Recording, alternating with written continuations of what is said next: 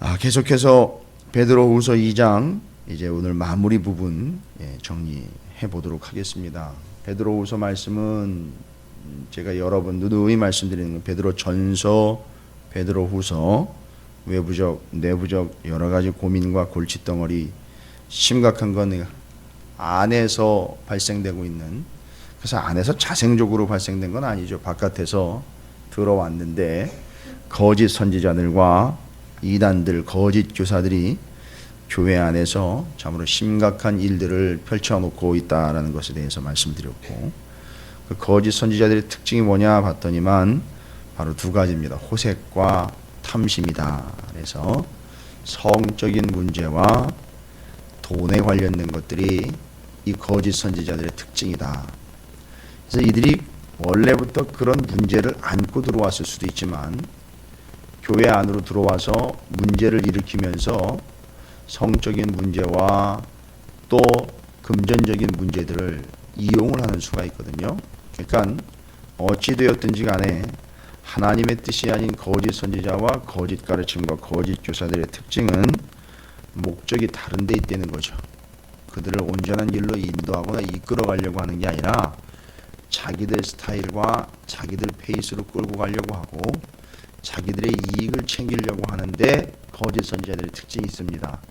그래서 여러분이 늘 들었고 얘기했던 그 사꾼이라는 그런 개념들, 그거랑도 조금은 차이가 있지만 거의 지금 심각한 수준으로 치면 그보다 더 심각하다라고 볼 수 있습니다. 그러다 보니까 기준과 문제 앞에서 성적인 문제와 금전적인 문제가 항상 따라다니면서 이단들이라든지 또 교주격인 자들이 또 잘못된 교리를 가르치고 있고, 소위 말하면 이제 기독교가 아니죠. 기독교가 이 진리들을 완전히 변질시켜 가지고선 이단들이 그렇게 획책을 할 때 꼭 따라붙는 게 바로 성적인 문제와 금전적인 문제들이 따라붙고 있습니다. 실제로 그렇게 심각한 상황 가운데 있어요. 그래서 오늘날에도 거짓 선지자들이 바깥에 들어와서 안에서 문제를 일으킬 수 있지만 더 심각한 건 뭐냐면 이 안에서 마치 거짓 선지자들이었던 것처럼 잘 되어간다 싶었는데 이 안에서 심지어 목회자요 성도들 사이에서 성적인 문제와 금전적인 문제 때문에 심각한 어려움을 겪게 되는 교회들과 성도들이 한둘이 아니라는 거예요. 요즘에도 들려오는 얘기가 그래요. 목회자들, 심지어 성도들 간에 성적인 심각한 문제 때문에 교회가 시끄러워지고, 여러분 그건 그 사람들만의 문제가 아니에요. 그 공동체의 문제가 돼버리기 때문에 나중에 나아가서는요, 안 믿는 사람들이 자기네가 그딴 식으로 살면서도 믿는 자들을 향해서 믿는다는 것들이 졌다위야 라고 공격을 할 수 있는 거리가 또 돼버립니다. 그러니까 이게 심각한 거죠. 그러니까 여러분, 우리가 지금 교회가 어디에 초점을 맞춰야 되느냐, 성도들이 뭐에 본질을 삼아야 되는 거냐, 답은 다 나와요. 어떻게 보면 희한하게 바깥에서 이단이 들어와 가지고 성적인 문제와 금전적인 문제를 건드린다 하지만, 아니 그들이 들어오지 않았다 하더라도 이 안에서요 똑바로 제대로 신앙생활을 하지 않은 결과는 돈 문제요 성적인 문제로 꼭 어긋나가게 되어 있더라는 거예요. 그러니까 지금 우리가 뭘 어디에 초점을 맞췄느냐 가만 보니까 나중에 보니까 본질이 아닌 거에 초점을 맞추다 보니까 꼭 문제가 그렇게 비집고 나오더라는 거예요. 그래서 오늘날 교회들이 가지고 있는 심각한 문제예요. 제가 듣기로도 멀리 있는 데도 아니고 가까운 데 있는 교회들에서도 뭐 방방곡곡 사방천지예요.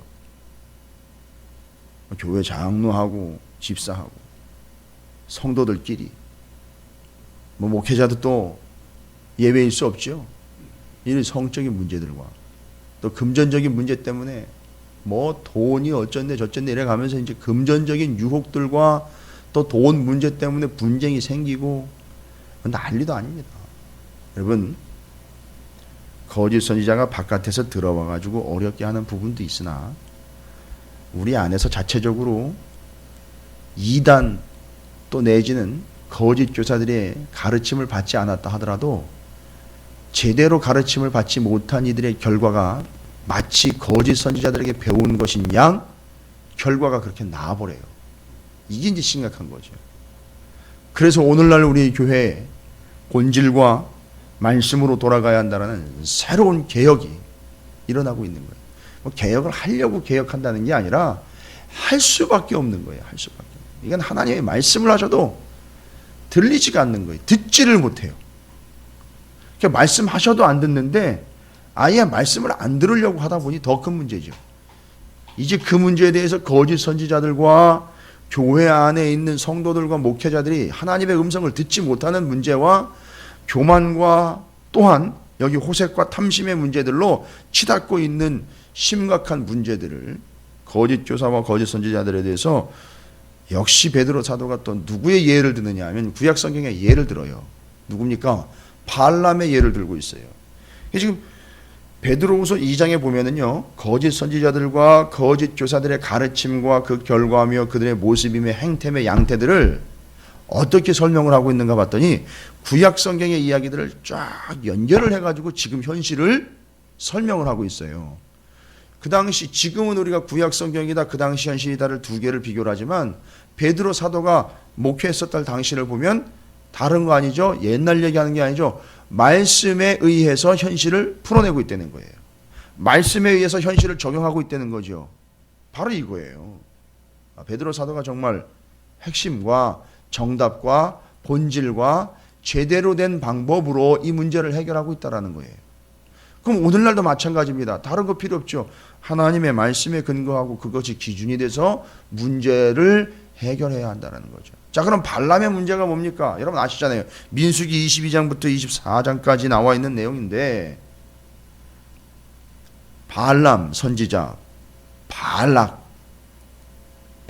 왕이 발람 선지자에게 이스라엘을 어떻게 하라고 사주를 하죠? 저주를 하라고, 사주도 아니죠. 저주를 하라고 돈으로 매수를 해버립니다. 지금 여기 왜 베드로 사도가 그 발락을 갖다가 예로 드느냐 하면 거짓 선지자들이 마치 그 꼬라지라는 얘기예요. 돈 받고 이스라엘을 저주했을 때에 그 이익에 탐이 나서, 다른 말 할 필요 없습니다. 발람이 뭐 그렇게 저주해달라고 부탁할 때 다른 걸로 인정에 끌려서 내지는 서로 간의 관계 때문에 이야기했던 게 아니고 돈이 개입이 된 거예요. 돈이 개입이 돼서 돈의 그 이익에 눈이 멀은 거예요. 그러니까 늘 그런 삶을 살았던 거예요. 발람은. 다른 얘기 할 필요 없습니다. 발락이 한순간에 그를 무너뜨리려고 해서 깨끗이 살고 있었던 발락에게 돈을 갖다 주면서 요청을 한 게 아니고요. 이미 발람의 삶에는 돈이 도배가 되어 있던 거예요. 그걸 이용을 하는 거고요. 거기에 늘 습성화가 되어 있던 발람은 넘어가는 거예요. 여러분, 우리 성도들이나 목회자가 그냥 넘어가는 게 아닙니다. 늘 그런데 노출되어 있었던 거예요. 자, 그러면서 그 발람의 이야기가 명확하게 지적이 되고 있죠. 바로 그 돈의 이익에 눈이 멀어서 저주해달라는 말도 안 되는 짓거리에 놀아나 저주를 하려고 했다라는 게 문제인 거예요. 그렇죠? 그게 이제 발람이 하는 짓이 바로 누가 하는 짓이라고요? 그 당시 베드로 사도가 목회할 당시에 등장했던 거짓 선지자들과 거짓 교사들이 했던 짓이라는 거예요. 뭐 때문이죠? 돈 때문이죠. 그래, 그 거짓 선지자의 특징이 뭐라 그랬죠? 아까 2장 시작할 때 2절에 3절에 호색과 탐심이라 그랬죠. 그러면 지금 첫 번째 호색 말고 두 번째 탐심의 문제에 걸려들어요. 그렇죠? 그 다음에 발람 선지자가 여기서는 기록이 안 돼 있지만 이스라엘 민족을 무너뜨릴 때에 나중에 발람 선지자가 돈을 받고 저주하는 게 안 되자 뒷부분에 넘어가면 이스라엘을 넘어뜨릴 때 어떻게 넘어뜨리느냐 하면 이방 여인들이 이스라엘 남정네들을 꼬입니다. 성적인 타락을 유혹을 해버려요.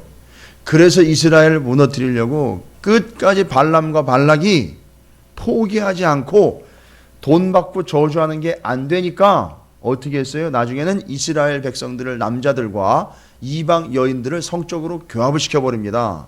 그러니까 잘 보세요. 적혀 있지 않다고 모르는 게 아니라 발락 왕이 발람에게 집요하게 이스라엘을 무너뜨리려고 포기하지 않고 계속 발람의 조언을 들었던 거예요. 그러니까 그렇게 할 때 실제로 성경에도 발람이 발락을 떠나가지 않고 계속 남아 있다가 발락에게 그런 식으로 조언을 계속 해주고 어떻게 이스라엘을 무너뜨릴까를 연구를 계속하고 있었던 거예요. 직접 대놓고 저주를 하려는 게 안 돼 버리니까 다른 방법 생각해 보십시오. 그러면 발람이 공짜로 발락을 위해서 그렇게 했겠습니까? 그때까지 어떻게 한 거죠? 돈 받고 계속 이스라엘을 어떻게 하면 넘어뜨릴까? 아예 고용이 돼 버린 거예요. 돈 받고요, 아예. 이게 발람입니다. 그런데 그 짓을 누가 하고 있는 겁니까? 거짓 선지자들이 하고 있는 거예요. 참 무섭고 두려운 마음으로 말씀을 전하는데 바깥에서 들어온 거짓 선지자뿐만 아니라 이렇게 돈과 성적인 문제에 넘어가면 거짓 선지자가 되는 거예요. 다른 거 없어요. 거짓 성도 되는 거예요. 거짓 선지자 되는 겁니다. 왜요? 말씀을 받으면 뭐합니까? 삶이 그렇게 어그러져 버렸는데요. 말씀이 효과가 없다는 거지 않습니까? 아니, 말씀 자체를 아예 받아들이질 않고 있다라는 거거든요. 여러분, 제가 어제도 제 아내에게 말을 한 거지만 심각한 건 뭐냐면 제가 여기서 이렇게 말씀을 전하면서 제 속에서는 계속 이 속에서는 치열함이 있어요. 무슨 치열함이냐면 내가 말씀을 잘 전해야지. 뭐 밤새도록 말씀을 준비해가지고선 우리 성도들이 제대로 알아듣게 해야지. 여러분, 저는 그런 고민이 있는 게 아니에요. 주일이면 몇 번씩 설교해야 되는 것 때문에 부담감이 있는 개념이 아니라 하루도 빠짐없이 새벽기도에 나와가지고 말씀을 제대로 준비해가지고 제대로 전해야지라는 이런 부담감이 아니라 제 속에서는요. 너는 그렇게 전하고 있는 당신은 계속 고민이 되는 부분이에요. 싫거나 짜증나는 부분이 아니라요. 하나님 앞에 이렇게 두렵고 떨림으로 늘 서야 된다는 거예요. 막말로 하자면요. 그렇게 안 하면 설교하지 말아야죠. 그런데 하나님이 설교를 시키셔요. 이유는 뭘까? 너 긴장감 속에 살으라는 거예요. 목사인 네가 먼저 긴장감 속에 살으라는 거예요. 그러면서 제가 새벽마다 말씀을 전하고 시간마다 말씀을 전하면서 여러분에게 말씀을 전하는 이유는 마찬가지예요. 여러분들도 말씀을 받는 것과 삶을 살아내는 게 지금 이중적으로 살아가고 있는 이들이 한둘이 아니라는 거죠. 여러분, 이건 다 거짓 선지자적인 성향들이에요. 다 말씀과 삶이 달랐다, 틀리다, 합리화시키는 게 아니에요. 발람이 얼마나 합리화를 시켰습니까? 그건 합리화를 시킨다고 되는 일이 아니에요. 그건 거짓 선지자적인 요소가 이미 있는 거예요. 우리 안에. 목사인 제가 먼저 이거는 살펴야 돼요. 그래서 여러분이 담임 목사인 저를 위해서 기도를 해주실 때는 명확하게 이 문제를 위해서 아주 치열하게 기도를 해주셔야 돼요. 호색과 탐심의 문제를 하나님의 이름과 능력으로 말씀의 권능으로 이겨낼 수 있도록 제가 스스로 할 수 있는 게 아니에요. 이건 하나님이 주님이 해주시지 않으면 할 수 없는 일이에요. 여러분도 마찬가지예요. 우리 성도들도 마찬가지예요. 말씀대로 산다는 게 누구를 드러내는 겁니까? 주님을 드러내는 삶이에요. 그러니까 주님이 아니면 못 하시는 거예요. 전적으로 주님 앞에 다 내려놓고 주님만 의지해야 되는 부분이에요. 그래서 우리가 뭘 할 수 있다, 이거 먼저 우리가 깨지는 거예요. 내가 뭔가 할 수 있다, 내가 먼저 능력이 있다, 내가 이런 걸 해낼 수 있다, 내가 이런 권능과 내가 이런 능력이 있다, 내가 이런 뭔가의 장점이 있다. 여러분, 이거 먼저 얘기하지 말자고요. 그것 때문에 넘어졌다는 거예요. 발람의 문제가 뭡니까? 하나님이 아무리 나귀의 입을 통해서 이 얘기를 해도 들어먹지를 못하는 거예요. 그렇죠? 기억나시죠? 심지어 나귀가 사람의 소리를 내요. 이게 사람 소리를 내네? 이러면서 그제서야 들었는데 그 전까지 얼마나 많은 하나님의 뜻이 임했습니까? 계속 얘기를 했는데도 못 알아먹다가 결국 나귀의 입을 통해서 얘기하니까 그제서 이게 사람 소리를 내네 이래. 하나님 말씀하신 애가 아니라 이게 사람 소리를 내네? 왜 이딴 식으로 받아들이는 거예요? 여러분 이유가 뭡니까? 발람은 하나님의 말씀을 받을 겸손함 자체가 없었어요. 여러분 기억하십시오. 하나님은 누구에게 말씀하시느냐가 아니라 무엇에 말씀하시느냐인데 어떻게 말씀하시는지 아십니까? 하나님은 겸손에다 대고 말씀하십니다. 겸손한 자에게 말씀하시는 게 아니라 겸손 자체에 말씀을 하시는 거예요. 겸손에다 대고 얘기를 하시는 거예요. 여러분 제가 이 마이크에다 대고 얘기하는 것처럼 소리가 달라지죠? 어디에다가 얘기를 하시냐면 누구한테 얘기하느냐의 개념이 아니에요. 겸손에다가 대고 얘기를 하시는 거예요. 그러니까 여러분 안에 겸손함이 있으면 여러분은 하나님의 음성을 듣는 거예요. 제 안에 겸손함이 있으면 하나님의 음성을 듣는 거예요. 하나님의 말씀을 받는 거라고요. 그럼 어디다 대고 얘기하십니까? 겸손에다 대고 얘기를 하시는 거란 말이에요. 그 사람의 겸손함에다 대고 얘기를 하시는 거예요. 왜요? 그 사람은 겸손하기 때문에 말씀대로 받았으면 말씀대로 살 걸 결단했기 때문에 겸손함에다 대고 얘기하면 그 사람은 말씀대로 살아요. 그래서 그 사람을 겸손한 사람이라고 이야기하는 거고 말씀대로 사는 사람이라고 이야기를 하는 겁니다. 근데 발람은 그렇지 않았어요. 거짓 선지자들이 맨 그따위라는 거예요. 여러분 하나님의 진리에 순복하고자 하는 겸손함에다가 하나님 말씀하십니다. 그래서 그 겸손한 자세가 중요한 거예요. 발람은 전혀 그렇지 않았어요. 그죠? 생각해 보십시오. 나귀가 사람 말을 할 때까지도 안 들어먹었다니까 어느 정도로 심각한 상황이었는지. 그러니까 거짓 선지자 노릇을 하지요. 여러분 이게 그거예요. 저도 두렵고 떨림으로 말씀을 나누는 거예요. 저도 하나님 말씀하신 걸 듣지 못하고 있다라면 심각한 거지 않습니까? 이유는 하나예요. 교만한 거죠. 듣지 않는 거예요. 우리 모두가 다 예외일 수 없습니다. 다 그런 상황 가운데 있어요. 그래서 하나님은 그 겸손함에다 대고 말씀을 하시고요. 능력에다 대고 말씀하시는 게 아니에요.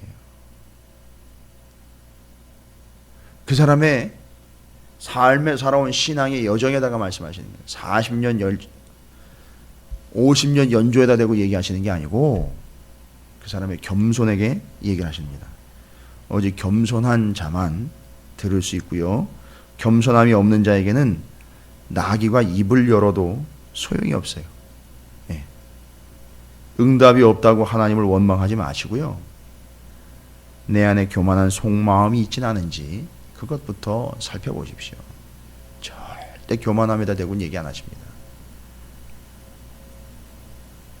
또한 응답을 구하기 전에 하나님의 응답을 구하기 전에 내가 그렇게 응답해 주시면 순종할 마음이 있는지 또 그것부터 살펴보십시오.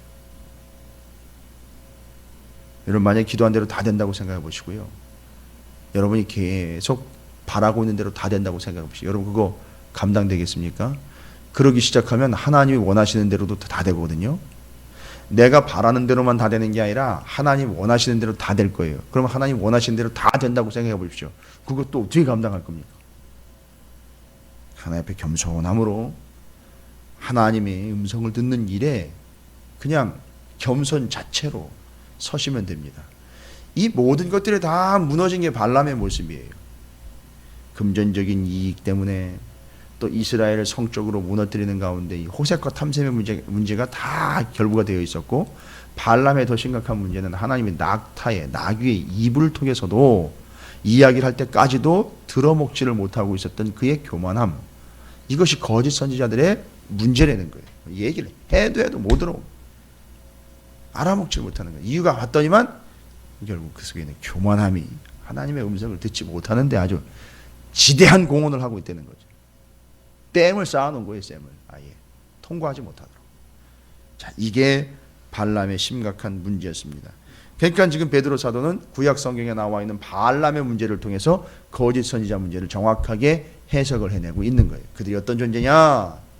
바로 이런 존재다. 발람과 같은 존재다. 그래서 발람과 같은 거짓 선지자들의 상태에 대해서 본문에서 뭐라고 일을 하고 있느냐면, 그와 같이 발람 선지자와 같이 그런 미친 행동들, 불순종한 행동들, 불법의 행동들을 일삼는 거짓 선지자들은 17절에 뭐라고 얘기했죠? 이 사람들은 물 없는 샘이요 광풍에 밀려가는 안개니 그들을 위하여 캄캄한 어둠이 예비되어 있나니. 비참한 거죠.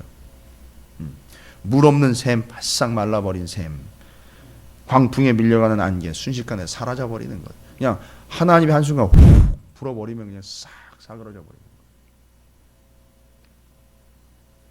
여러분, 바로 그들의 운명입니다. 물 없는 샘이요, 광풍에 밀려가는 안개, 마치 저주받은 무화과 나무 잎과 같이 그냥 싹 사그러져 버리고 말라 비틀어져 버리는 그런 결과를 얻게 된다는 거죠. 이게 바로 거짓 선지자들의 종말입니다. 여러분, 이렇게 거짓 선지자들이 획책을 하고 있는데, 이제 그들에 대한 베드로 사도의 정확한 예언과 말씀. 문제는 이제 이 거짓 선지자들의 얘기를 듣고 무슨 일이 생기느냐 하면, 성도들 가운데 옛날로 돌아가 버리는 일이 있단 말이죠. 베드로 사도가 이야기한 심각한 문제에 이제 결과들이 나타나는데, 거짓 선지자들이 들어와서 복음을 받아들여 구원의 확증을 가지고 살아가고 있던 이들이 어떻게 됩니까? 그 소리에 현혹이 돼가지고 넘어가 버렸다는 거예요. 그리고 옛날로 돌아가 버렸습니다. 이 옛날로 돌아가 버린 이 문제가 얼마나 심각한지를 20절에서 21절까지 이야기하고 있는 거예요. 그 말도 안 되는 그 돈에 눈이 멀고 맨날 호색함의 근거를 가지고 있고 하나님의 말씀은 들어먹지도 않은 교만한 자들이 와가지고선 툭툭 던져놓은 그 말 같지도 않은 이단의 소설들을 듣고 옛날로 돌아가 그 소리에 넘어가 버린 그들의 운명과 삶의 모습을 뭐라고 설명하느냐 하면 20절과 21절 또 22절까지 뭐라고 얘기하고 있습니까? 만일 그들이 우리 주 대신 구주 예수 그리스도를 알므로 세상의 더러움을 피한 후에, 보세요, 어떻게 구원받고 난 다음에 얘기하는 거 아니에요. 세상의 더러움을 피해가지고 구원의 반열에 든 거 아니에요. 그렇죠? 그런데 다시 그 중에 얽매이고 다시 옛날로 돌아가서 세상에 얽매이게 되고 그 거짓 선지자의 메시지에 얽매이고 지게 되면 그 나중 형편이 어떻게 된다고요? 처음보다 더 심하리니. 아주 형편없이 돼버린다는 얘기예요. 처음보다 더 심각한 상태로 간다는 거예요. 그래서 뭔 얘기까지 합니까? 아예 하나님을 믿지 않았으면 날 뻔했을 그런 상황까지도 얘기가 되는 거예요. 생각해 보세요. 아예 하나님을 믿지 않았으면 어떻게 됐을까요? 교회 안에 들어오지도 않았을 거고, 교회 안에 들어오지 않았으면 거짓 선지자의 얘기를 듣지도 않았을 거예요. 그죠? 그 상태가 아예 예수를 받아들이지 않았던 상태가 지금 거짓 선지자의 얘기를 듣고 혹해가지고 거기 넘어가 있는 상태에 뭐가 더 심각하다는 거죠? 거짓 선지자의 말을 듣고 넘어가 버린 상태가 더 심각한 상태라는 거예요. 이렇게 비교를 하고 있는 거예요, 지금. 21절에 의의 도를 안 후에 구원받아 예수 그리스도가 나의 의요 예수로 인하여 의롭다 칭함을 받게 된 우리의 상황에서 거룩한 명령을 저버리는 것보다 뒤에 나와 있죠. 알지 못하는 것이 도리어 그들에게 나으니라. 옛날에 믿지 않았던 때로 갔던 게 차라리 낫다. 이렇게 얘기를 합니다. 그리고 22절에 또 성경의 구약 성경에 나와 있는 잠언서의 말씀을 인용을 하면서 뭐라고 얘기를 한다고요? 그들의 모습을 참된 속담에 이르기를 개가 그 토하였던 것에 돌아가고 돼지가 씻었다가 더러운 구덩이에 도로 누웠다 하는 말이 그들에게 응하도다. 아유, 뭐 생각만 해도 참, 여러분 생각만 해도 지저분한 거 아닙니까? 차마 이렇게 말로 옮기기조차 참 지저분하고 너저분한 이야기인데 그들의 운명이 이렇게 돼버린다는 거예요. 그렇게 넘어가 버리고 그걸 따라가 버리고 심지어 스스로 안에서 호색과 탐심의 문제 때문에 넘어지게 되고 교회가 그것 때문에 분란을 일으키게 되고 목사 사역자들 말할 것도 없고 교회 성도들 사이에서 엉망진창이 되어버린 이런 상황으로 돌아가 버리는 것들 다 거짓 선지자들에게 넘어간 거나 똑같은 거고, 그 상황은 차라리 안 믿었을 때보다 더 심각한 상황으로 가버린 거고, 개가 토해놓은 걸 다시 먹는 상황이 돼버리는 거고, 돼지가 깨끗이 씻었다가 다시 돼지우리 가가지고 그 지저분한 그 분유에 그냥 다 온몸을 비비는 것과 똑같은 상황이 되어버렸다라는 거예요. 생각해보니까 왜 요즘 고기 교회들과 성도들이 이렇게 심각한 문제를 겪고 있는가 봤더니 상태가 지금 그런 상태라고 볼 수 있는 거예요. 여러분 정신 바싹 차리시고 기도하셔야 됩니다. 대한민국 교회와 우리 찾으시는 교회와 부족하지만 이 종을 위해서 여러분 자신들을 위해서 치열하게 기도하시고 냉정하게 하나님의 말씀에 명확하게 쓰셔야 돼요. 언제 어떻게 여러분을 쓰러뜨리고 넘어뜨릴지 모르는 거예요. 그래서 이 찾으시는 교회가 계속해서 목적하고 있고 소망하고 있고 생명과 사명처럼 여기고 있는 것이 무엇이냐? 무엇 위에 먼저 서기보다 하나님 말씀 위에 먼저 서서 하나님의 명확한 기준으로 인해서 그 어디에도 흔들리지 않고 넘어가지도 않고 토한 걸 다시 집어먹는 개 신세가 되지 않고 다시 더러운 걸 뒤집어 쓰는 돼지 신세가 되지 않도록 우리가 목적한 바, 기도한 바, 하나님의 소명을 받은 바 이렇게 해서 찾으시는 교회가 개척된 거 아닙니까? 여러분이 그걸 좀 유념하시고 치열함으로 그 문제들 앞에서 냉정함으로 말씀을 붙잡고 여러분 씨름하시길 바랍니다. 그게 우리가 가야 될 길이에요.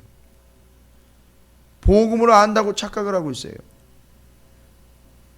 그러니까 돌아가 버린 사람들이 얘기가 그거예요. 내가 이제 좀 알았는데 복음 그거 뭐 내가 좀 알고 있어. 그리고는 돌아가 버린 사람이 아주 복음 알기를 우습게 알아버려요. 내가 알고 있거든. 별거 아니야. 이런 식으로 더 심각해지는 거예요. 여러분 우리 가운데 이런 사람들이 있어요. 다 알지도 못한 채를 안다라고 착각하면서 교회와 성도들에 대해서 어쭙지 않은 이론과 반박으로 마치 거짓 선지자들이 떠벌리는 양 그런 것들을 뱉어내는 이들이 있어요. 토해내는 일이 있다고. 그리고 그런 모습들을 보고는 교회 안에서는 뭐라고 얘기합니까? 이건 우리 교회가 해결해야 될 기도의 제목입니다라고 얘기하지만 문제는 뭐예요? 바깥에서는 뭐라고 얘기를 해요? 아이고 뭐 똑바로 믿은 게 아니구만. 이렇게 당장 안 믿는 사람들이 그렇게 얘기를 한단 말이에요. 바깥에서는 비방거리가 돼요. 그것이. 그 제대로 믿었다면 어떻게 그렇게 거짓말하는 거에 그렇게 훅훅 넘어가? 우리 사기꾼들이 보이스피싱하는 것도 민감하게 있다가 어떻게 해서 거기 안 넘어가려고 그렇게 애를 쓰는데 어떻게 교회에서 제대로 믿는다는 그런 믿음을 가지고 있는 사람들이 어떻게 아닌 거에 이렇게 훅훅 넘어가가지고 이렇게 교회가 시끄러워? 이렇게 얘기가 된다니까요.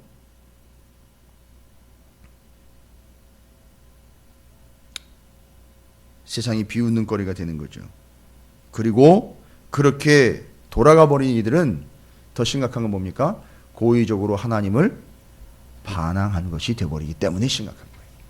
자, 여러분 옛날로 돌아가는 게 아니에요. 아니었던 때로 가는 게 아닙니다. 지금 여기서 제대로 가야 되는 겁니다.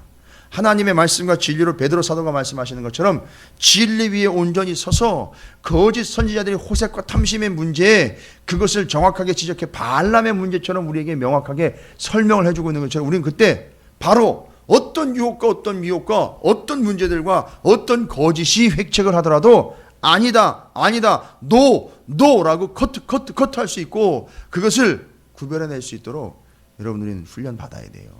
준비되어 있어야 돼요. 연단이 돼야 됩니다. 고난의 때에 여러분 그럴 때 얼마나 좋습니까? 바로 내가 아니라 주님이 있어야지만 해결할 수 있다라는 믿음과 온전한 삶의 방향, 목적을 가지고 말씀을 붙잡고 가는 거예요. 이 말씀이 아니면 이럴 때 말씀이 없었다면 얼마나 내가 외롭고 힘들었고 고달팠을까. 이럴 때 주님이 아니라면 내가 이걸 다 감당한다는 게 말이 되느냐.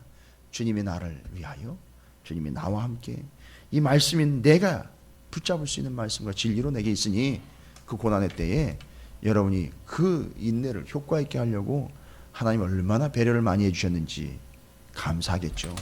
우리의 삶은 이제 이 거짓 선지자들의 삶을 따르는 삶이 아니라 온전한 하나님의 진리와 뜻만을 따르는 순전하고 온전한 삶이 되셔서 절대 호색과 탐심의 문제로 인하여 우리의 믿음이 헛것이 아닌과 거짓이 아니라는 것이 날마다 증명될 수 있도록 여러분 뜨겁게 기도하시고 오늘도 승리하는 한 날이 되시기를 주님의 이름으로 축원을 드립니다.